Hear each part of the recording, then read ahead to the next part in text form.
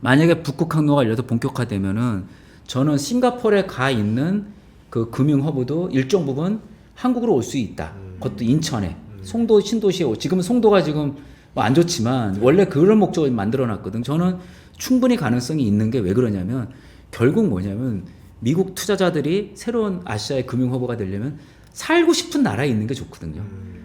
어디가 좋겠어요? 싱가포르이 좋겠어요? 한국이 좋겠어요? 이제 K컬처, K음식 모든 미국 사람들은 더 멀은 싱가포르보다는 한국에 오는 걸 더 좋아하는 거죠.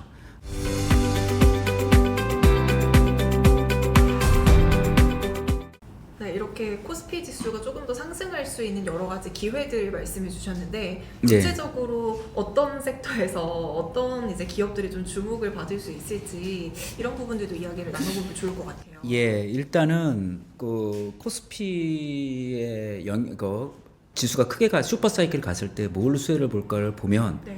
우리가 그래도 가장 중요한 건 일단은 벤치마킹을 좀 해야겠죠.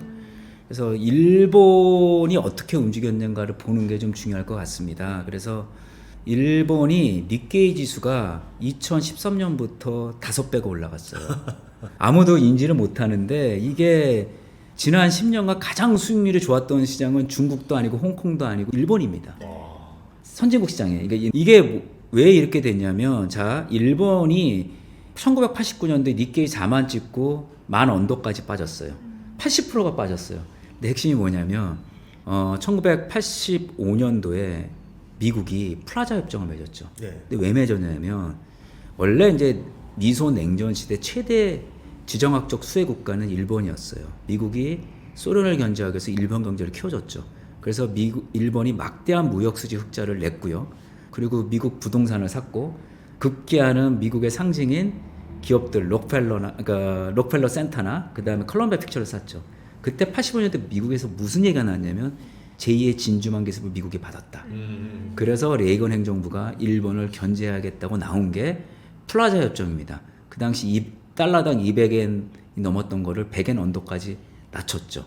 두 번째는 제일 좋은 뭐냐면 일본의 반도체가 그때 미국을 거의 다 쓸어버렸어요. 인텔도 원래 D램을 했는데 다 접고 그리고 나왔던 게 뭐냐 미일 반도체 협정.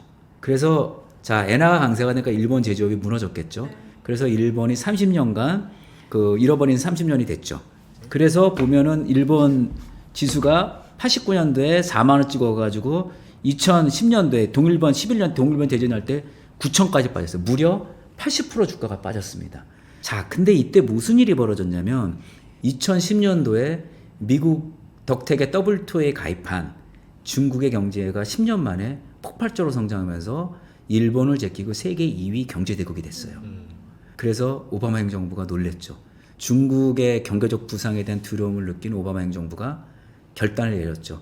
이라크에서 철군을 하고 아시아의 회귀 정책을 했습니다. 아시아의 회귀 정책이 뭐냐면 일본과 군사적 경제적 동맹 관계를 맺어서 중국을 견제하겠다 라고 한 겁니다. 군사적으로 뭐냐 일본의 재무장을 용인해줬고 그 다음에 경제적으로 뭐냐 아베노믹스의 무제한 양적 완화. 너희 마음대로 엔화 찍어. 그래서 엔화가 90엔, 85엔짜리가 150엔까지 갔죠. 그거 뭐가 됐겠죠? 일본 자동차나 이런 수출이 쫙 됐죠. 그러니까 일본 주식시장이 5배가 올라갔어요. 그러면서 미국에서 뭐가 일어나냐면 미국 월가에서 중국 주식을 팔고 일본 주식을 사자. 그래서 니케이가 5배가 올라갔어요. 그래서 보시면 버핏이 등장하죠. 예, 버핏이 왜 일본 주식을 샀냐. 이 사람이 2020년에 이분이 일단은 미중 패권 경쟁의 수혜가 뭘까? 중국이 글로벌 공급망을 장악하고 있는데 일본에서 글로벌 공급망을 담당하고 있는 데가 종합상사입니다. 그래서 이 이토츠나 미쯔비시나 미쯔이물산 얘네들은 다 2차 세계대전 때 일본의 군수물자를 댄 애들이에요. 얘네들은 식량, 자원, 에너지, 일반 물류 다 장악하고 있죠. 그래서 이 당시 2020년 투자할 때 이토츠 상사 빼놓고는 다 PBR이 0.7배예요. 배당도 좋았고 맞아요. 그 배당 수익률도 5%가 넘어가니까 이때 저는 버핏이 종목 하나 사는 건 봤어도 이렇게 때로 5개 다 샀어요. 바스켓으로. ETF처럼 해버렸네. ETF로 다 산 거예요. 그때 올라간 거 보시면 아시겠지만은 니케이 지수가 2020년부터는 한 2배 올랐는데 상사 주식은 3배, 4배 올라갔죠. 자, 이게 결국 그런 거죠. 미중 패권 경쟁의 수혜가 뭐냐? 결국 제조업체라는 거죠. 일본의 제조업체를 담당하는 데가 종합상사랑 관련돼 있으니까. 그래서 버핏 종합상사를 샀고, 그래서 제가 아까 중국 주식을 팔았다고 그러지 않습니까? 버핏이 2008년도부터 2억 3천만 불을 BYD에 투자를 했었어요. 근데 22년도 되니까 지분 가치가 무려 40배가 올라갔어요. 근데 왜 언제부터 팔았냐면 2022년 8월부터 팔았어요. 이 8월이 되게 중요합니다. 미국의 하원 의장인 낸시 펠로시가 타이완을 방문하면서 양안 간에 중국과 타이완 간의 군사적 경쟁이 높았어요. 야, 이제는 안 되겠다. 중국식 팔자. 이래서 버핏 3년간 계속 팔았어요. 지금 버핏 BYD 하나도 없습니다. 네. 왜 팔았을까요? 이때부터 실적이 좋아졌는데 이제 미중 패권 경쟁 때문에 더 이상 중국 주식은 안 되겠구나. 다 비웠어요. 예, 그래서 이 부분이 나온 거죠. 뭐 결국은 나왔죠.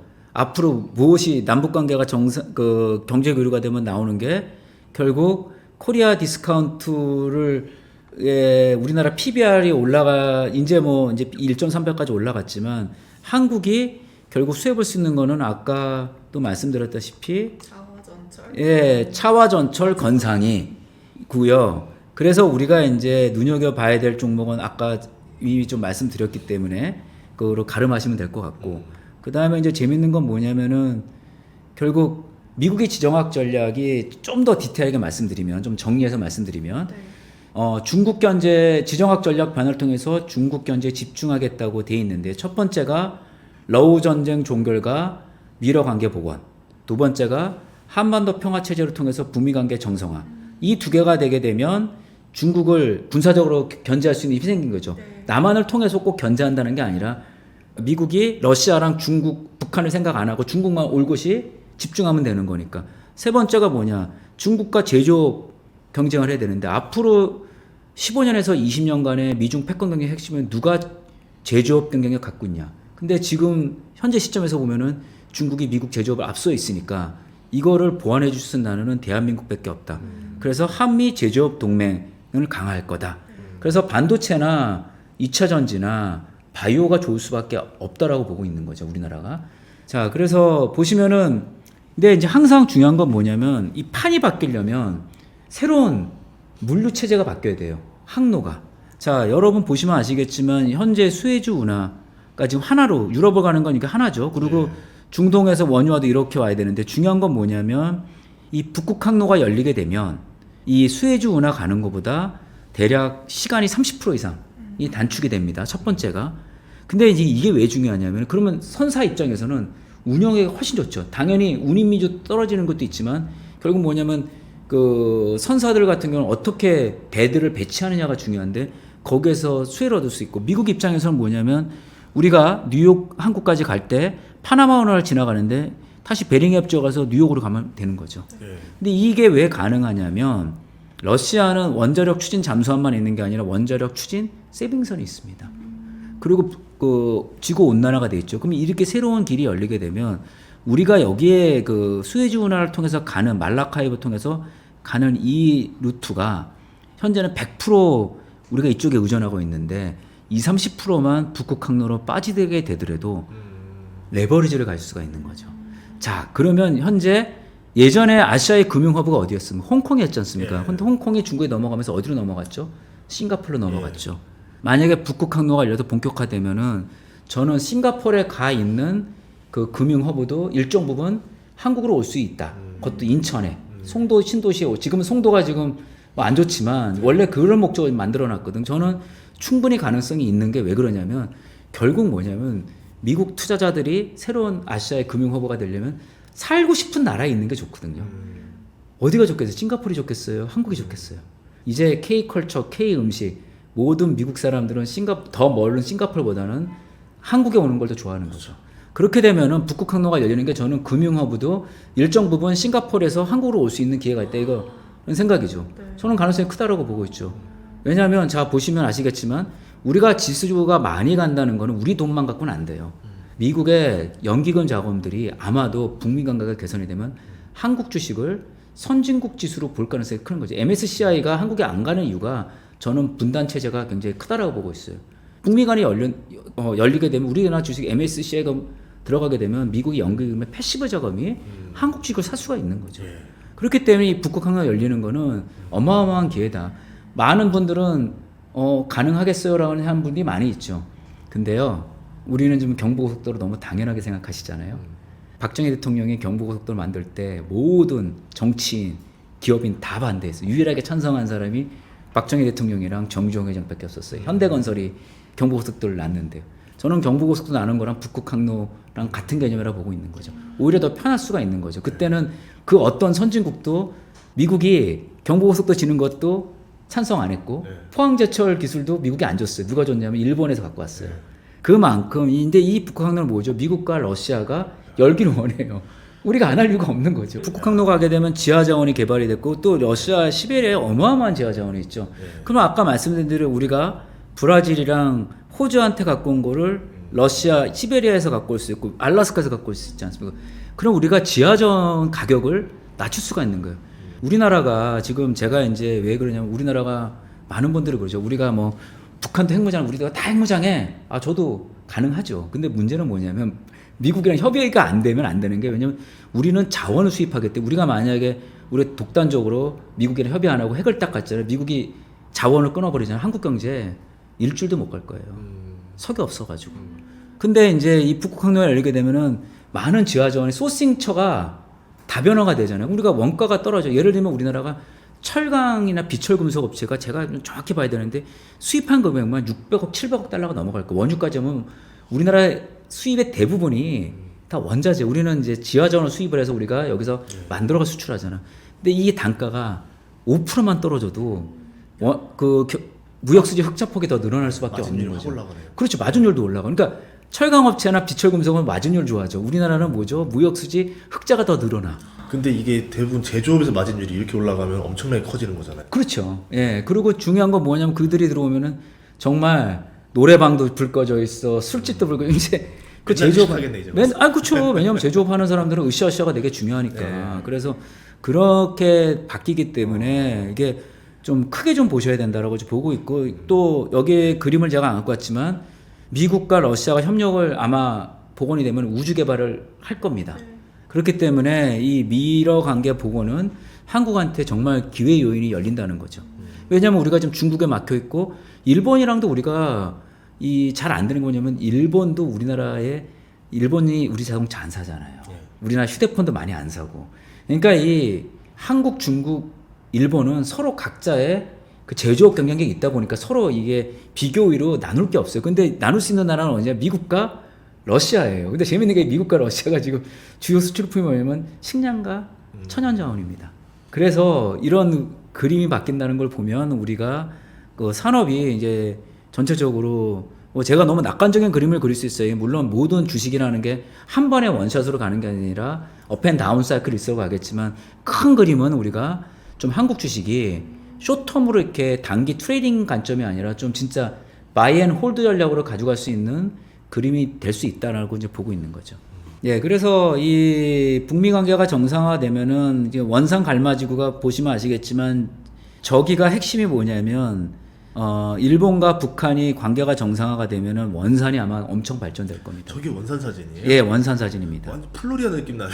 예, 그렇죠. 그래서 트럼프 대통령이 어디다 자기 호텔 짓고 싶다는 게 뭐냐면 원산이에요.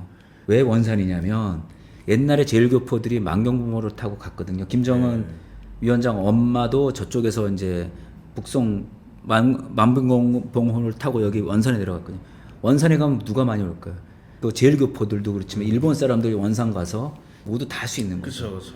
그리고 여기 명사심리랑 또 금강산이 연결돼 있기 때문에 이게 이제 이런 거죠. 남한의 지금 그 우리나라 관광객 사상 최고지 않습니까? 대략 제가 좀 따져봐야겠나 2천만 명 정도 된다고 그 중에 한 10%만 금강산에 가지고 원산만 간다면은 이게 달라질 수가 있는 거죠. 북한이 2008년도만 해도 그때만 해도 북한이 핵이 5개 원대였었어요. 근데 중요한 건 뭐냐면은 제가 북한을 두다는 게 5개에서 100개가 됐다는 거죠. 그러니까 물론 북한 나쁘죠. 그렇다고 그때 협력을 했다고 해서 북한이 핵이 안 늘렸겠냐? 늘릴 가능성이 크죠.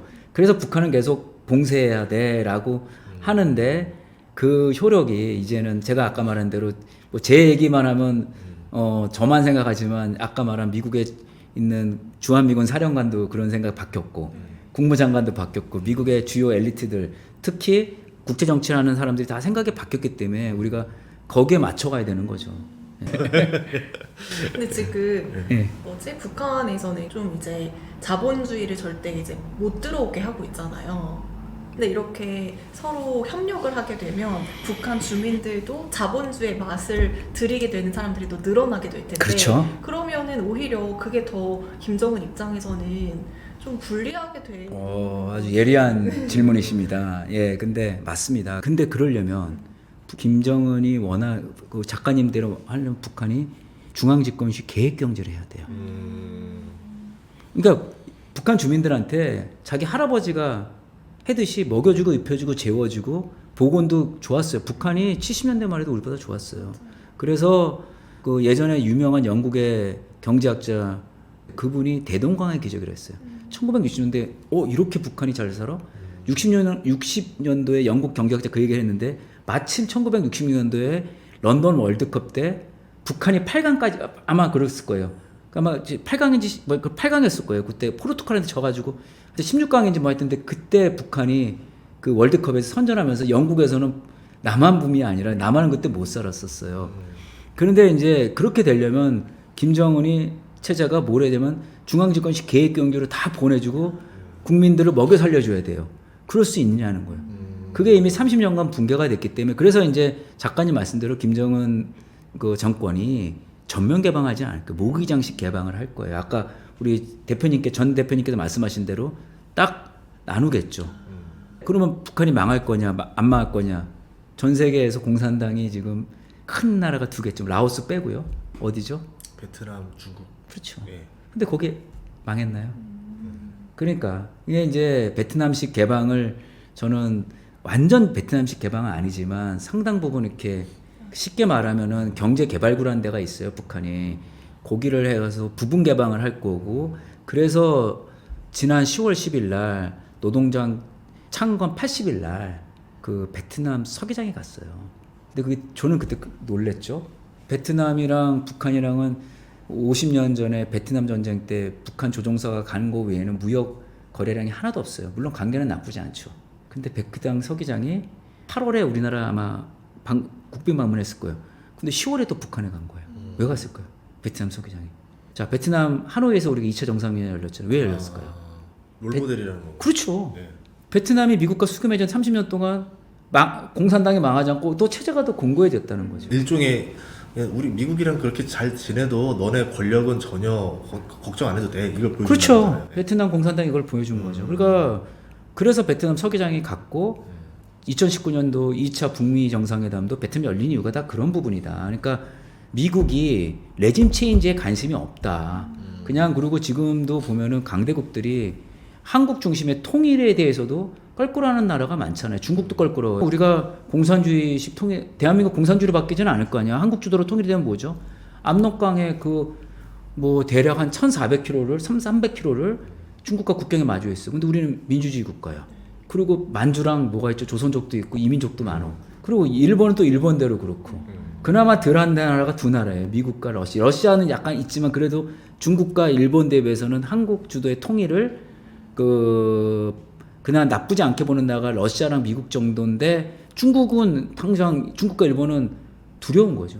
그래서 지금 뭐냐면은 그런 국제정치 환경을 봤을 때는 일단 김정은 정권이라든지 뭐 김씨 왕조가 계속적으로 권력을 잡을 수 있는 그런 힘은 있다. 그거를 나쁘고 좋고 보면 답이 없는 거고요. 그걸 미국이 인정을 했다는 거죠. 그래서 베트남을 봐라. 그래서 베트남 체제로 갈 가능성이 있고 그리고 우리가 많은 분들은 북한 체제가 1인 독재 체제라고 보고 있죠. 표면적으로 그래요. 근데 실제로 보면은 북한 정권을 유지하는 핵심은 김일성과 빨치산을 같이 했던 그 그룹이 있어요.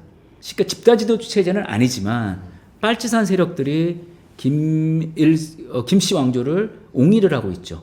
그리고 그걸 본다면 북한 노동당, 그러니까 북한 핵심 그 지배계층들은 베트남식 모델을 해도 되겠다.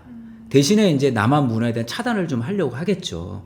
그래서 반동사상 문화 배격법을 한 거죠. 그러니까 뭐 어쨌든 그 자본주의 침투에 대해서 그런 우려는 중국도 79년 개혁 개방했는데 안 망했지 않습니까? 요즘은 AI 발달해서 중국은 오히려 인공지능 뭐 빅데이터를 갖고 경제하듯이 아마 북한도 그런 식으로 갈 건데 일단 제가 봤을 때는 북한도 김주혜한테 4대 세습을 하기 위해서는 일정 부분 베트남 정도 수준 아니더라도 올라갈 수 있다고 보고 있고 저는 개인적으로 베트남보다 북한이 더 탁월하다고 보고 있기 때문에 기술적으로도 그렇고 그 다음에 인력 수준도 그렇고 예, 그래서 조금 그 우려는 이해는 가지만 그 베트남식 모델을 보면은 그렇지 않을 수 있다. 그래서 북한은 부분 개방 가능성이 크다라고 보고 있습니다. 그리고 이제 마지막으로 제가 이제 좀 말씀드릴 건 뭐냐면 과연 북한과 경제 협력이 되면 뭐가 어떻게 좋을까 데이터를 좀 말씀드리면 저는 독일 통일을 좀 말씀드릴 수 있을 것 같아요. 독일이 통일되기 전에 1989년도에 일본 GDP의 45% 수준밖에 안 됐습니다. 근데 일본은 GDP가 올라갔지만 아까 말한 잃어버린 30년 때문에 GDP 성장이 일본은 완만했죠. 근데 이거 오히려 갔다가 내려갔죠. GDP가. 근데 6조 달러까지 6.5조 달러까지 물론 엔화 약세도 있겠지만 일본이 핵심은 이겁니다. 일본도 인구가 정체돼 있기 때문에 성장이 안 가죠. 근데 독일 통일된 다음에 처음에는 별로였었어요. 이거 보시면 아시겠죠. 오히려 왜 이러냐면은 똑같은 얘기 나왔죠. 작가님이랑. 독일이 통일되고 나니까 동독이 공산주의가 아무것도 없으니까 뭐 했겠어요? 퍼주기를 했죠. 그때 서독 사람들이 막 우리가 왜 자꾸 저 못 사는 동독에 퍼주냐. 그리고 또 동독 사람의 차별도 있었어요. 그때. 그래 막 그때 통일이 잘못됐다. 그래서 90년대 뭐가 나왔냐면 독일은 유럽의 병자였어요. 그래서 이때 뭐가 냐면 우리가 통일돼도 우리가 문제 크겠다. 통일 비용 때문에 독일처럼 되는 거 아니야? 라고 했는데 독일이 언제 2000년부터 뭐가 되냐면 유럽연합이 나왔죠. 그러면서 독일 경제가 지속적으로 성장을 했어요. 우상향하네요. 우상향을 해가지고 독일이 GDP가 일본을 23년 바뀌었습니다. 왜 그러냐면은 10년 동안에 동독에 인프라 투자를 했어요. 그 2000년부터 뭐냐면 혁신주도 경제가 생각을 바꾼 거죠. 그리고 뭐가 됐죠? 제일 중요한 건 뭐냐면 독일이 통일이 돼서 중요한 게 뭐냐면 냉전이 무너졌잖아요. 그러니까 옛날에 서독은 누구랑만 무역했냐면 서유럽 국가랑 미국만 무역을 했어요. 근데 뭐죠?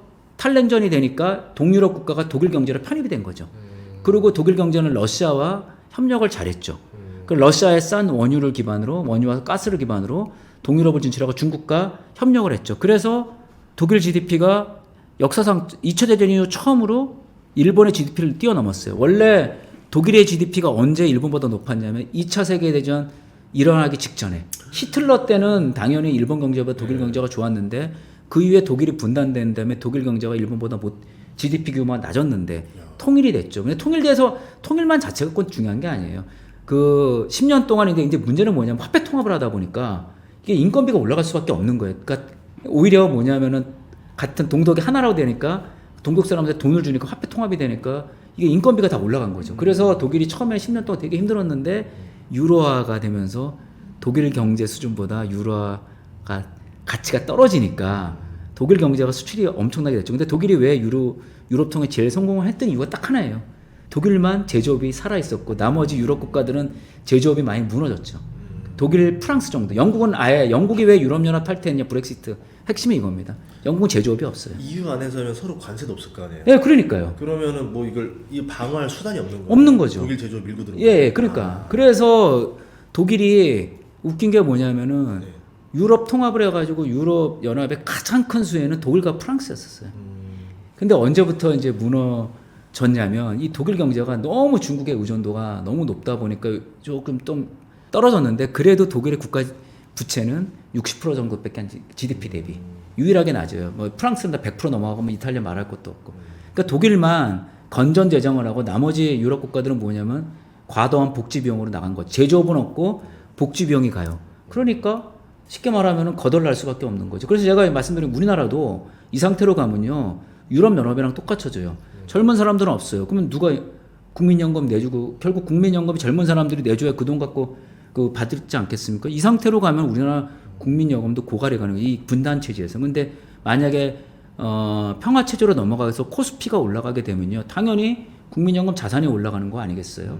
그리고 젊은 사람들이 또 애도 많이 날 수도 있고 역동적으로 바뀔 수가 있으니까. 그래서 이 독일 케이스를 보는 게 독일이 통일이 돼서 중요한 게 아니라 통일이 된 다음에 독일의 경제권이 동유럽, 러시아까지 되면서 막혀 있었던 동유럽과 러시아가 열리면서 독일 경제가 되게 컸고 일본은 왜 무너졌냐면 아까 말한 대로 미국의 엔화 강세 때문에 그리고 부동산 버블이 꺼지면서 일본은 경제가 지속적으로 추락해서 현재 지금 일본 경제 수위는 4등으로 밀려났어요. 조만간 5등으로 밀려날 거예요. 인도가 인구가 많으니까. 그러니까 이제 이게 극적인 걸 보여주는 거죠. 독일과 일본의 어떤 크로스오버가 일어난 게 결국 독일은 경제가 열려가지고 새로운 그 성장 동력이 업사이드 포텐이 생겼고 일본은 안 생긴 거죠. 그게 이게 중요한 거고. 그래서 이제 당연히 독일 GDP가 일본 역전하니까 무슨 일이 벌어졌냐. 독일의 닥스 지수는 통일 이후에 1900% 20배가 올랐습니다. 그러니까 이게 이제 물론 이제 닥스 지수의 구성 과목이 있으니까 이게 조금 우리랑 또 틀리 여긴 또 뭐 시간 물적 분할 같은 것도 없고 막 그랬으니까 이제 주식 수량도 적은 것도 있겠지만 어찌 됐건 독일 닥스 지수는 꾸준히 성장을 했죠. 핵심은 독일은 제조업이 살아 있었고 유로화라는 상대적으로 낮은 통화 가치가 있었기 때문에 독일 경제가 폭발적으로 그러니까 지수가 저렇게 올라간 걸 보면 우리도 이 정도는 아니더라도 우리가 배치마킹 삼을 수가 있다는 거죠. 그래서 독일의 케이스가 뭐냐면 새로운 그 열린 시장이 생겼다. 그럼 우리가 열린 시장이 어디냐면 북한, 러시아, 그 다음에 유라시아 대륙. 그리고 지금 뭐냐면은 그 러시아 구소련 연방에 때 카자흐스탄 그 중앙아시아에 있지 않습니까? 카자흐스탄, 우즈베키스탄. 여기가 지금 쉽게 말하면 중국의 1대1로가 가면서 중국이 1대1로 가는 나라들이 아시겠지만 굉장히 어렵지 않습니까? 그렇죠. 중국이 왜 그러냐면 현지인들을 쓰지 않고 중국인들만 다 써요. 그래서 1대1로에 따라서 그 같이 사업했던 국가들이 경제가 안 좋아가지고 뭐 스리랑카도 그렇고 네팔이 시위가 난 게 결국 1대1로 때문에 일어난 것도 있거든요. 그래서 중앙아시아도 우리랑 경계가 굉장히 지금 몽고가 한국과 경제 교류가 되게 많지 않습니까? 중앙아시아도 우리 쪽에 같이 한나의 경제권을 되게 되면 우리가 독일처럼 동일대응처럼 통일이 남북한 통일이 안 되더라도 남북 경제협력만 돼도 이게 열려 있는 룸이 큰 거죠. 약간 EU처럼 경제협력. 그렇죠. 된다. 예. 그리고 이제 미국은 당연히 우리나라 제조업 동맹이 될 거고. 그러니까 이제 뭐 미국에서 일정 부분 또 우리 제조업이 가더라도 저는 그건 나쁘지 않을 것 같습니다. 그리고 또 사람들이 모르는 게 하나 있어요. 우리나라 엔지니어들은 미국에서 뭐 트럼프 대통령 비자 갖고 좀 이슈가 있었지만 미국에 근무하는 걸 되게 좋게 생각하죠. 애들 영어도 공부하고 막 여러 가지로. 근데 일본 근로자들이나 일본 엔지니어들은 미국 가는 거 싫어해요. 그러니까 일본 사람이 나 미국에 배치됐어. 그러면 우리로 치면은 잘못 배치됐다고 생각해요. 안 나가려고 해요. 일본 사람들은. 일본이 뭐냐면 섬나라다 보니까 기본적으로 고립주의가 되게 세요. 우리나라랑 달리 우리나라는 무조건 나가려고 하는데 미국 가면 아마 다 좋아할 거예요. 나 미국 가서 이제 근무해. 근데 일본 사람은 안 그래요. 우리가 일본과 달리 개방적인 거고 저는 일본이 왜 저렇게 축소지향적으로 가는 게 이 핵심이라고 보고 있는 게 뭐냐면은 일본은 전쟁에 대한 반성을 안 했기 때문에 지금도 일본의 엘리트들은 옛날에 전범과 관련된 사람들이 되게 많거든요. 그래서 일본이 냉전 시대 때 미국의 도움을 받아서 엄청나게 성장을 했지만 결국 독일과 달리 반성을 안 했기 때문에 일본 문화가 이렇게 보편화가 못 된 거죠. 그거 되게 중요한 거거든요. 그래서 오히려 지금 미국이 왜 제조업 동맹을 일본과 15년간 했는데 그만큼 부족하다고 느낀 거죠. 근데 이제 공교롭게도 우리가 지난 10년 동안 K컬처라든지 뭐 드라마, 음식 너무 좋아졌지 않습니까? 저도 놀랄 정도예요. 뭐 그리고 이거 엊그저께 나왔죠. 한국 김은 관세 안 때린다고. 예, 그래서 상호관세 0. 그 0. 그러니까 이게 완전히 바뀐 거죠. 그래서 우리가 오히려 우리는 이제 소프트 파워까지 겸비된 상태에서 미국과 제조업 동맹을 하는 거기 때문에 그래서 저는 제조업 동맹이 아니라 제가 이거 상상한 거예요. 우리나라가 금융의 허브도 될 수 있는 기회가 있다라는 생각이 일정 부분 드는 거죠. 그러니까 싱가포르에 들어간 부분을 다는 아니지만 일정 부분 포션을 인천이랑 여의도로 오게 되면 그것도 또 다른 기회인 거죠. 오늘 들어보니까 저는 되게 주도주가 완전히 바뀔 수 있겠다는 생각이 드네요. 그러니까요. 이게 이렇게 되면은 말하는 코스피도 더 올라가겠지만 투자자 입장에서는 지금 아주 좋고 저렴한 주식을 싸게 살 수 있는 기회가 지금 있겠구나. 26년에 우리가 좀 전략을 좀 잘 준비해둬야 될 필요가 있겠다라는 생각이 좀 들었습니다. 저도 그렇게 보고 있어요. 항상 중요한 건 많이 수익을 낸 거를 적정하게 비중 조절을 해서 그 다음에 비어 있는 섹터에 조금씩 그러니까 포트폴리오 분산 차원에서 그러다 보면은 우리가 그 모든 주식이라는 거는 모멘텀이라는 건 우리가 예상할 수가 없습니다. 그거를 예상한다는 것 자체가 신의 영역에 도전하는 거거든요. 네, 그런 신의 영역에 도전하지 마시고 인간이 할 수 있는 영역은 뭐냐? 밸류에이션이 싸고 그 다음에 앞으로 가능성이 있다. 근데 밸류에이션 싼 주식은 사면요. 근데 모멘텀이 없으면 저도 이런 얘기 안 해요. 그 모멘텀을 맞추려고 하지 마시고 조금 이제 뭐 예를 들면은 많은 자기가 내 이 종목 뭘 갖고 있었어. A라는 종목 갖고 있는데 수익률이 많이 했어. 그러면 내가 만약에 100을 투자했는데 200이 됐어.